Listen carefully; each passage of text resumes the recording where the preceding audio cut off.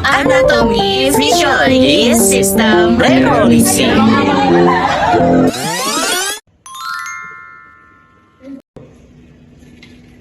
Guys, kalian tahu nggak?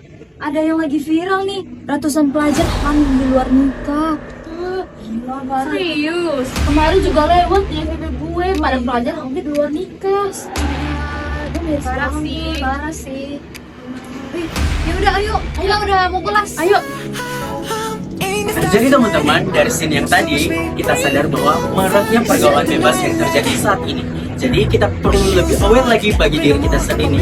Dan kita harus mengerti apa itu sih sistem anatomi fisiologi dari sistem reproduksi. Jadi mari kita belajar bareng-bareng. Ayo. Sekarang kita ke definisi sistem reproduksi. Sistem reproduksi adalah struktur atau organ yang menghasilkan sel gambar yang mendukung pembuahan atau fertilisasi dan memungkinkan perkembangan individu baru. Di sini ada 4 komponen utama sistem reproduksi. Yang pertama, sistem lunar. Yang kedua, saluran reproduksi. Yang ketiga, saluran aksesori. Dan yang keempat, genitalia eksternal. Ada 3 peran hormon dalam sistem reproduksi. Yang pertama, GnRH, gonadotropin releasing hormone. Yang kedua, FSH, polistic stimulating hormone. Dan yang ketiga, EH, luteinizing hormone. Oke, kita akan lanjut membahas yaitu organ reproduksi wanita yang internal, yaitu genitalia internal wanita, di mana di sini ada ovarium, tuba fallopi, uterus atau rahim, dan juga adanya vagina. Kita akan bahas satu-satu dari ovarium. Ovarium itu adalah di sini sepasang kelenjar yang berbentuk oval yang berfungsi untuk memproduksi sel telur dan juga menghasilkan hormon seks utama pada wanita, yaitu hormon estrogen dan juga progesteron. Nah, pada setiap bulannya di salah satu ovarium ini ia akan melepaskan satu sel telur matang yang kita sebut sebagai ovulasi. Next, dari ovarium ini ia akan menuju ke tuba fallopi. Tuba fallopi ini adalah saluran dari ovarium menuju ke rahim. Tujuannya apa? Untuk menghantarkan ovum yang ada di ovarium menuju ke rahim. Di tuba fallopi ini juga terjadinya fertilisasi atau pertemuan antara sel sperma dan juga sel telur. Nah, terdapat di sini kita bisa lihat ujung tuba fallopi yang berbentuk seperti corong dan berumbai. Tugasnya apa? Tugasnya itu untuk menangkap sel telur yang sudah matang itu tadi saat ovulasi. Nah, dari tuba fallopi ia akan lanjut menuju rahim, yaitu uterus. Di sini, sel telur yang sudah dibuahi itu akan menempel di rahim. Dan di rahim ini juga itu adalah tempat pertumbuhannya janin selama masa kehamilan. Nah, di uterus ini terdapat beberapa 3 lapisan, yaitu yang pertama adalah endometrium yang paling dalam, myometrium yang paling tengah, dan juga paling luar adalah perimetrium. Di endometrium ini akan terjadi atau akan menjadi darah menstruasi saat tidak terjadi atau tidak adanya pembuahan. Nah, di bawah ini ada cervix, itu adalah bagian bawah dari rahim. Nah, di sini akan terjadinya penyempitan, dan juga dia akan melebar di arah vagina, di mana di cervix ini tugasnya adalah untuk sebagai pintu masuknya sperma dan juga jalan lahir. Oke, yang terakhir itu adalah vagina. Nah, vagina ini sebagai alat kopulasi dan juga sebagai jalur keluarnya darah menstruasi, serta sebagai saluran persalinan atau bisa dibilang sebagai jalannya lahir. Di vagina ini memiliki dinding yang elastis dan juga memiliki pH yang asam.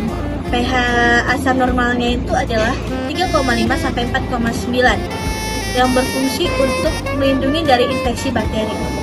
Sekian dari anatomi sistem reproduksi wanita.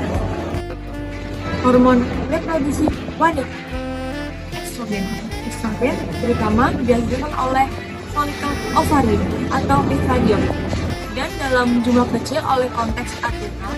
Isi estrogen meliputi yang pertama, perkembangan karakteristik seks sekunder wanita. Yang kedua, poliferi dan penebalan endometri pada fase poliferi sirkum menstruasi. 3. Merangsang pelonjakan LH memicu ovulasi pada pertengahan siklus. Dan yang keempat, mempertahankan kepadatan tulang dan kesehatan kardiovaskular. Progression dihasilkan oleh corpus luteum setelah ovulasi dan oleh plasenta saat kehamilan. Fungsinya meliputi 4. Mempersiapkan endometrium untuk menerima dan mendukung implantasi embrio. Kedua, menghambat kontraksi uterus selama kehamilan untuk mencegah keguguran. 3. Merangsang perkembangan alveoli payudara untuk mempersiapkan laktasi. Yang keempat, memberikan umpan balik negatif ke hipotalamus dan hipofisis anterior. Selanjutnya ada pubertas pada wanita. Masa pubertas pada wanita.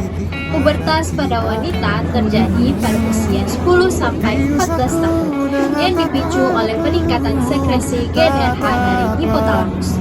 Berikut adalah urutan masa pubertas pada wanita. Stellage sebagai perkembangan payudara sebagai tanda awal.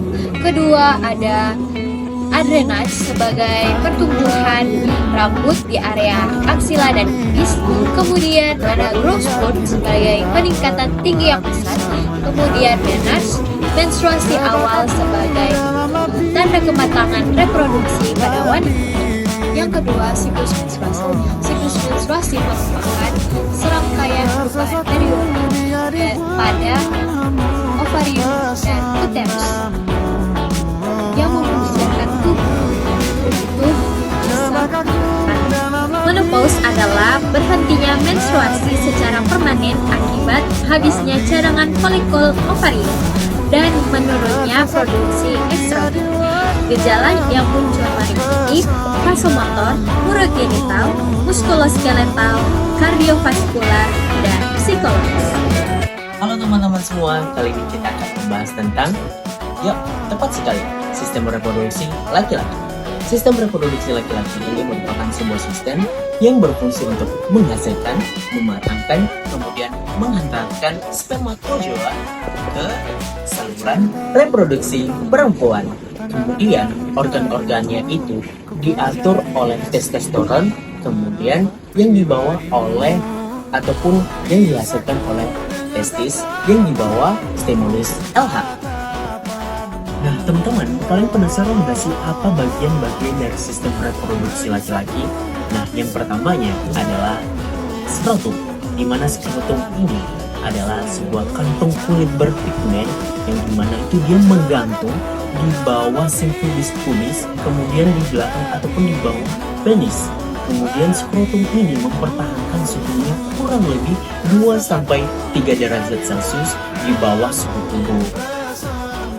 Nah, yang kedua itu adalah testis.